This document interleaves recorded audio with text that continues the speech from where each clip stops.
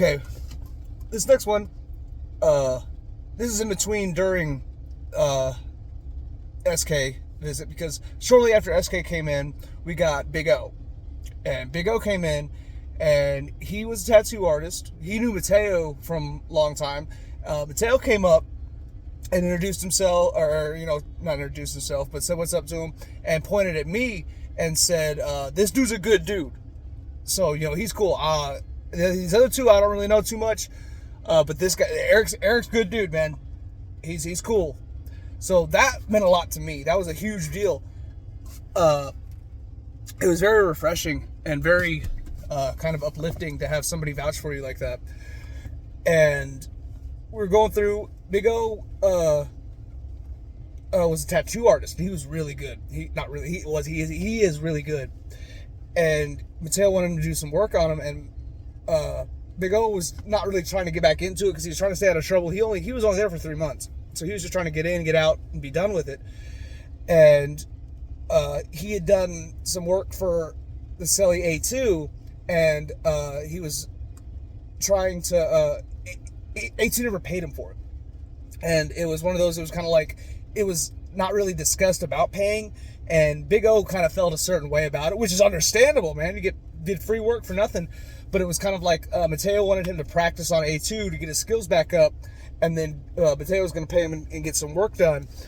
And he kind of got snubbed on that deal, and he was feeling some type of way about it. And Big O didn't have a lot of money, didn't have a lot of money coming in prison, but he had that hustle of tattooing, and he could have easily cleaned up big time doing tattoos, and he did. He started making his life a little bit easier when he was just like, fuck it, I'll get back into it. And I saw some of the work he was doing, and I was just kind of like, I gotta have something from this whole debacle, this whole ordeal of going to prison.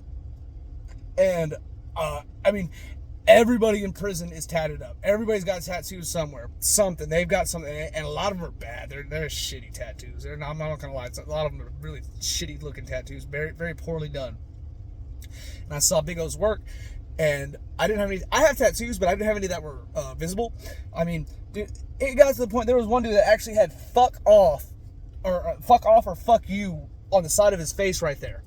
Like it. One of the tattoo guys, the guys that I was in, the guy that I was in RDU with, he had like the jester makeup where the diamonds come up. He had that tattooed right here. He had it on one eye, and then when he got to Lansing and he got a gun himself, he finished it up. He then did stitching right like that of stitch marks, like a smile. People had face tattoos out the wazoo, arm sleeves, everything. That and everything. Tattoos were big. I mean, they used to be big in prison. They're even more like, it's just you look weird not having tattoos. So I was looking naked. I didn't have any. So I was like, I gotta get some. I trust Big O. I had already gotten those two little ones. I'd gotten two little ones. I'll show them to you. I had gotten right there, Tried. Oh, upside down. Mama. The song, Merle Haggard song, Mama Tried. I got that tattooed on my wrist. I was like, all right, yeah, that was the between Mateo and Jimmy. They got those done for me. And then I had Big O do these ones.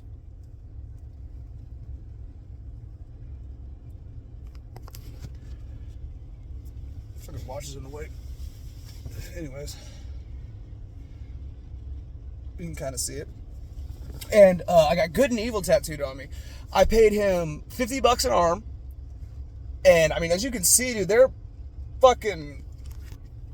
good for for like professional shop tattoos. This was done in prison. These tattoos were. And paid him $50. I paid him $50 in fresh favorites and $50 in commissary. And that was how I made that deal go down. He was more than happy to do that. He was like, fuck yeah, 50, fuck yeah. Everybody else was paying like $10, $20, and then here comes high roller Eric, and I didn't think anything of it. I didn't realize how much some of this stuff I could spread. Big O was a cool dude, and he did a fucking bang up job on these, and they're still, I mean, they look awesome. Tattoo guns in prison, there's I saw a couple different kinds. And you want to talk some janky looking rigs? These things are pieced together like Mad Max style, and it's cool how they're done. I mean, Big O was very sanitary about it. I had to acquire some alcohol pads, and that's how we sterilized the ink to as much as you can. I bought my own needles, which were just sewing needles. So those were always, fresh out, clean, as sterile as they could be, just coming out the box. I mean, you still got cross-contamination from factories and stuff like that, but it was as clean as you could get it. I thought about firing them, but I was like, nah, don't. Just fuck it. Roll the dice and see what happens. And survived and got good tattoos and badass tattoos. And also good advertising for Big O, because his business did pick up a little bit after those tattoos went out. People started doing it. He was going to other cells and staying in there and doing tattoos in there. And the tattooing game in prison it's interesting. And if you're a tattoo artist, man, you're gonna be set. If you know how to tattoo and you're good at it, you will have a very easy life in prison. Just show off your work and get going, and people will take care of you. Then Big O was only there for 3 months, so he left. And then when he left, our next cellie came in, and Sky and A2 had been talking to another dude and got this other Mexican dude to come in. And this dude, this bald dude, he was not older, but he was Sky's age range. And this dude, he wasn't bad. He was just very, he had a big head to himself, and he thought he was more important than he really was. He wasn't that bad, but he was annoying as fuck. And then moving on from him, he was there and he stayed in, and then finally one day it all came to him and Sky even got into it. He got into it. Sky fought with me, Big O, and H, the new guy that came in. And then when H came in, Sky left about a month later. And then when Sky left, we got Youngster. Youngster came in. Youngster's cool. He's in there doing another I think 15 years. He just got another aggravated charge. He had done a lot of prison time. Mateo knew him. He came up and introduced. He was like, Eric's cool, but Youngster, you guys, this man is fucking dangerous. This was coming from like the number 2 or number 3 Mateo, telling us this man is dangerous. Do not put the needle in his. Do not let him get that needle. He's talking about letting him shoot up with meth, and he's like, he's a cool dude. Youngster was cool as shit. Youngster was really, really, really cool dude. But moving on through him, he was only there for like a week, and then he got moved, and then we got a new guy named Puppet. Puppet was really cool. I really connected with Puppet, and he was my age. He had been down since 2009, and he was doing a double life, two life sentences, and he's my age, and he's been down since 2009, and I'm like, holy shit, man, that could have been life. Holy fuck, this dude, I don't know how he's doing it. He's strong as shit. Puppet was going, and we were going along. Everything was cool there. Cell life's doing pretty cool. Mateo really liked Puppet. Really liked. They were good friends, and got Puppet moved out and moved into his cell, and then he moved this motherfucker Day into our cell. He didn't mean to put that onto me, but he wanted to get Puppet into his cell, and that just happened to where he was. And so Day got moved up to my cell, and Day, man, Day is a fucking trip. Day is a fucking fool. He's an idiot. Man is just he's worthless. He's so fucking annoying. This dude, first night in, gets high as shit off Deuce, and is just standing in the middle of the cell at 1 a.m. like a zombie, just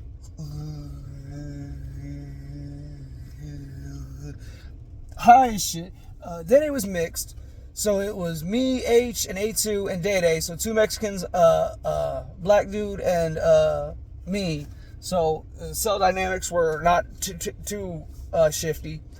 And Day Day just had no respect for other cellies. He had no respect for anybody else. And I'm not Mr. Cock of the Walk gonna, run everything. I'm not gonna make him bend to my will. You're doing your time the same. I'm doing my time, man. You just grown men trying to do grown man stuff, and he is still a child. He's still a child, and it needs to fucking grow up. Day Day was a fucking thief. Is a fucking thief. Day Day's a thief. He stole from H. He stole from A2. He stole from everybody that came through that cell. He tried stealing from me. I would catch him doing it, and he'd just cower and wasn't me, and he'd be like, I'm high. And people in prison, whenever people are high, they're like, nah, man, he's high, don't worry about it, it's nothing, just leave it alone. They give him way too many chances, in my opinion. So we're going through H. A2 starts getting in trouble, and he starts getting in debt, and he moves to somebody else's cell to start paying off a debt. So then we have somebody else move in, and the dude that moves in place of A2 is Vicious. Vicious is a black dude. Vicious is cool as shit. I like Vicious. I get along with Vicious. And Vicious has been down since 2010, I think.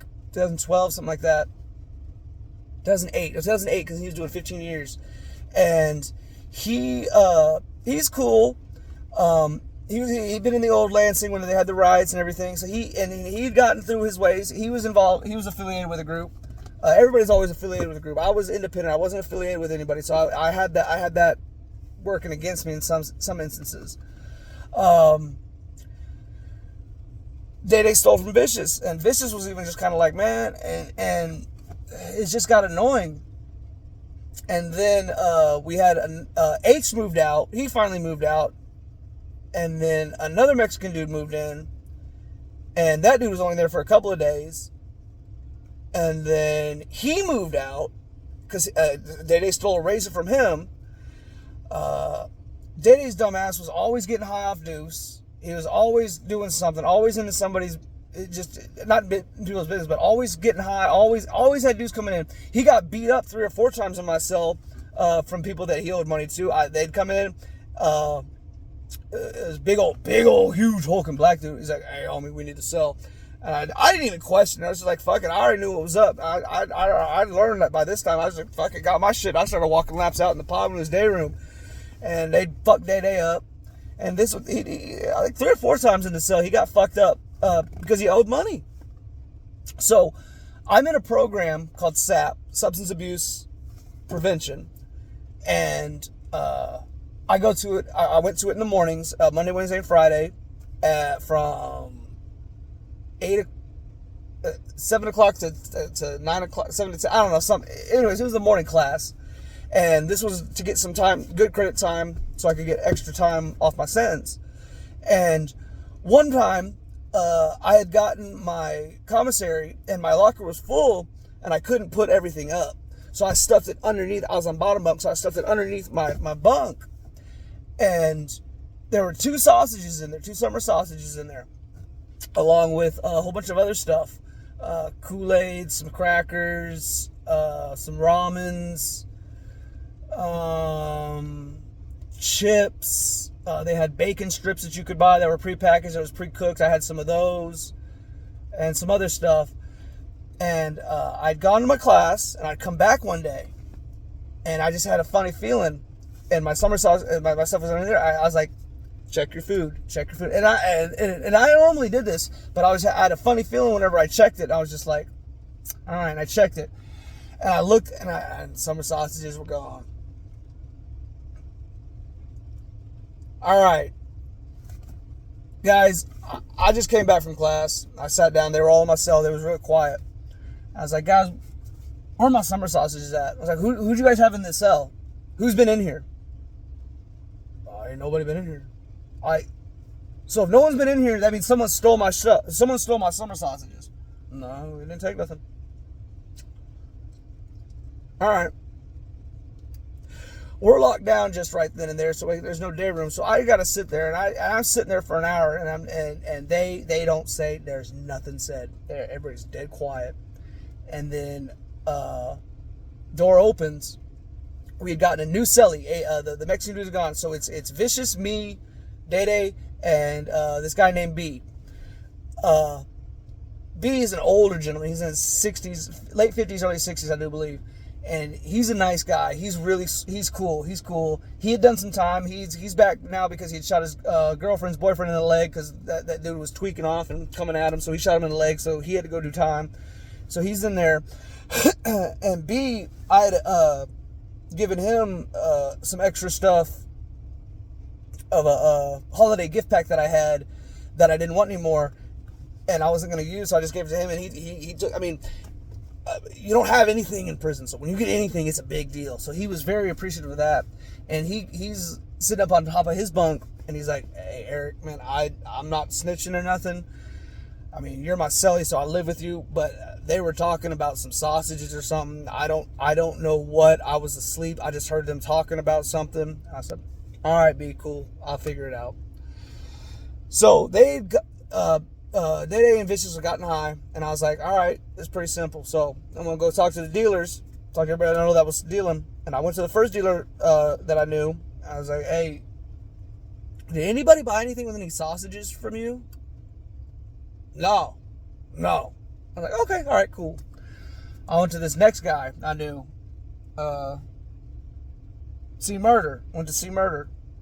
And C Murder was he was the rep for affiliation in our pod, and he had come to me earlier and said if I had any problems, come talk to him. He was the guy to talk to. So okay, so I went and asked him. I said, "Hey, C Murder, I apologize for disturbing you. Has anybody bought anything with any sausages from you?" He's sitting on his bunk. He goes, "Those are yours? I got you. Come on, fam." I was just like, fuck, what have I done? And he's like, no, Vicious just came and bought some shit from me. Motherfucker. So we had been let out for lunch when I was able to go talk to him. So Day and Vicious had gone to lunch, and C Murder's talking. He's like, where are they? And he's trying to find them. I was like, they got to lunch. He's like, all right, cool. I was like, Eric, come here. All right. Yeah, no, they came. Yeah, they came and bought some shit from me. That was yours. All right, so they sold that shit. All right, what do you want to do? You want to stab them? What the fuck? Oh shit! I was like, no, dude. I don't. I was like, you want to fuck them up? I was like, dude, I'm no fighter. What I want is my stuff back and be able to live in my cell in peace. And he's like, I can respect that. Like, that shit don't fly though. Homie knows the game. He's like, we'll take care of it. He's like, go to lunch, we'll get this taken care of. I was like, what do you do? He's like, you're fine, Eric. You're good to go, bro. Go on. I was like, all right, thank you. So I went to lunch, and then, I had started some shit now, and I was like, I gotta let Mateo know. So I saw him at lunch. I went and sat down at the table with him. He's like, what's up, Eric? You don't sit with me. And I was like, I told him the whole deal about sausage being stolen. He's like, and he's like, was it Day? I was like, I don't know who between the two of them. He's like, yeah, it was Day. I know it was. Like, all right, we're getting him out of that cell now. And we've been trying to get Day out of the cell for a week or so now, but it hadn't worked. And this was the final tipping point. It was just like, he's done. He's got to go. So Mateo goes, hey, somebody else, Day. He found out what clique Day was with, and he's like, all right, I know who to talk to. He's like, stick with me, we'll handle this. So we left from lunch, we're walking back, and then he goes to some dude, and he says, hey, I need you to get somebody in our pod, because we got to get Day out of here. And he's like, is this him? And he's like, all right, yeah, Eric, go. And he's like, all right, go on. So he showed the guy who I was, and then and sent me on, and then he did his politicking and did his business and talked to dude. And then next thing I know, I go back in, and I'm walking to my cell, and I see C Murder up the run at my cell, just out looking, and he just goes like that, just telling me to walk laps, just to wait. And I'm like, all right, cool. So I walk, and then he finally looks in. He goes, all right. And then he says, all right, come here. So I walk up the run, and I'm walking up, and I see some guy walking out, and his arm's just down by his hand, and he's just like, motherfucker. And I knew who that guy was. He was a cool dude. He was one of our laundry porters, and C Murder comes, come here, Eric, and pulls me into the cell, and he points at Vicious. Vicious is beat the fuck up on his cell, and he's like, don't you ever fucking steal from your fucking cellie. You know better than that, homie. What the fuck are you thinking? From your own fucking cellie? White boy or not, dude. No, don't fucking do that shit. He's like, pay the man, get the fuck out of this cell. No, better yet, get the fuck out of this pod. He's kicked out. Simple as that. Thieves had no respect. And later on in the day, I get approached by another fella, and Day Day comes up to me. He's like, hey, come here. And the guy's with Day Day, and the guy says, all right, homie, I don't know who you are. You don't know me. I don't know you like that. But I'm going to get this man out of your cell. Where do you need him to go? I said, I don't care where. I don't know, whatever you need me to do. He's like, all right, we'll get it taken care of. So we got that going on. Whole thing came about, and in the story I found out, Day Day had convinced Vicious it would be a good idea to steal my sausages so that they could buy something, because I would never know. And if it is, so what? Eric's got money. He ain't gonna say anything. He can buy more. What was the big deal? And then Day Day got super pissed off because he got beat up later that day because of that shit. Also, and then had to move the cell. But he was feeling some type of way and started yelling and screaming in the cell about, man, people just always doing this politicking and shit. So here's the thing about politics, and people saying that in prison, I ain't about all that politics shit. You can put the label on it, whatever you want. Everything is politics. It's not, well, I just don't do that. No. That's somebody trying to tell somebody that's not affiliated or not running or not involved with things that they're going to muscle you over and bully you. There's a hierarchy to everything. I knew where these players were. I knew who to talk to. Day thought I was just some run-of-the-mill pushover something. Day got the fuck out of my cell. Day left me the fuck alone. It was just very disheartening that it had to go down like that. Later that day, I went back and talked to C Murder and talked to him, and he was like, did you talk to Vicious or anything? I talked to Vicious, and I was like, dude, what the fuck, Vicious? What's going on, man? Why would you do that? He's like, bro, he convinced me to do it. It was the drugs. And he was high on meth. I was like,